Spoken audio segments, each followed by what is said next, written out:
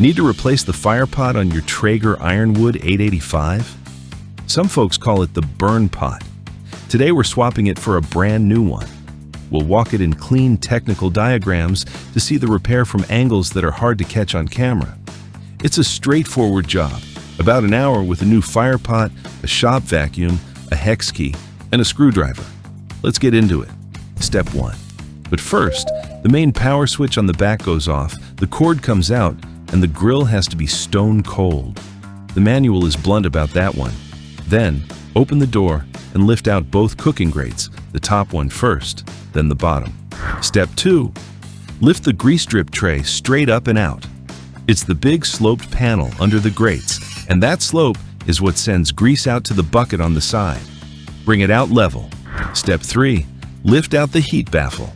It's the last plate in the stack, and once it's clear, there's the Firepot with the igniter tucked into its side. Notice how the baffle sits on its brackets because it has to go back exactly that way. Step 4. Before anything comes apart, the ash has to go. Take the loose ash from around the pot with a small metal fireplace shovel, then vacuum the inside of the pot out. The manual asks for a vacuum with a metal canister and no bag, and it asks you to do this with extreme care, only ever on a cold grill. Excess ash is what smothers a fire in the first place. Step 5, and this one is a safety step, not a repair step. The ash goes into a metal container with a tight-fitting lid, and that container sits on a non-combustible floor, well away from anything that burns, until every cinder in it has gone completely cold. Ash that looks dead can still be alive underneath. Do not put it in a plastic bin. Step 6. Now you can actually see the pot, so decide before you go any further. A pot that was only choked with ash is clean metal now, and it will work. A pot with a warped floor, a split up the wall, or a hole burned through it is finished, and no amount of cleaning brings that back. If yours came up clean, stop here. You just fixed it for free. Step 7. The igniter has to come out before the pot does.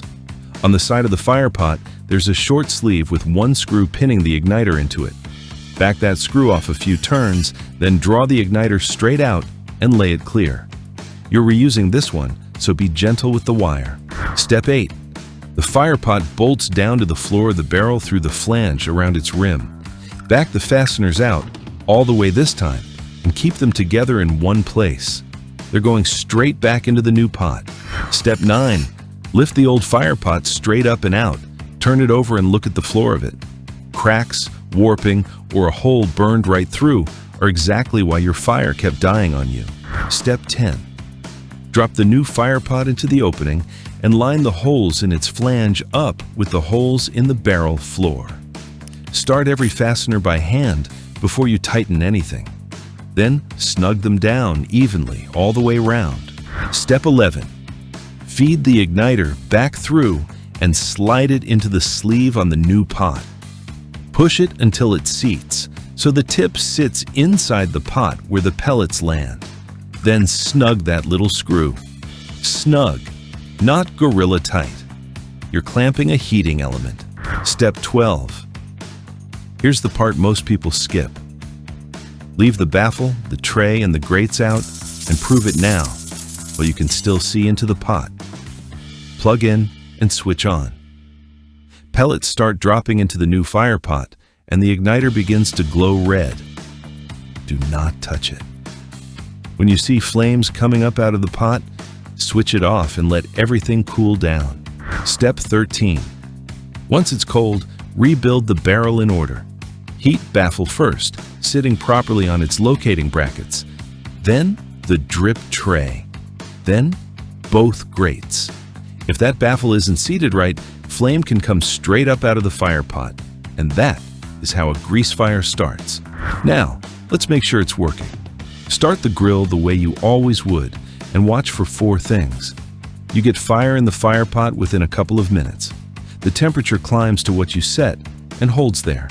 The screen stays clean, with no failed to ignite and no low temp error. And if the screen was showing an old error, clear it from the menu.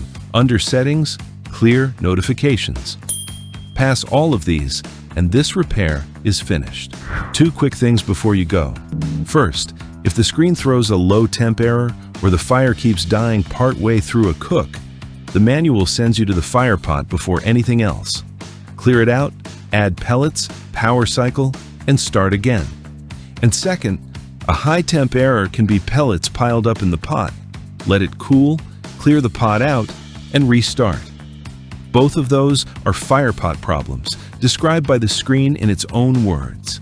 Before you go, 2 quick ways to make this new Firepot last. First, vacuum the ash out every 20 hours of cooking and only ever when the grill is stone cold. That number is straight out of the manual.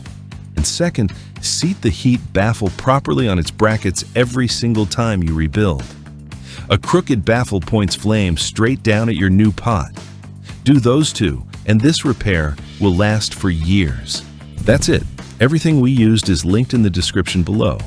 If this video helped you out, please hit like and subscribe, and check out these other videos. Thanks for watching.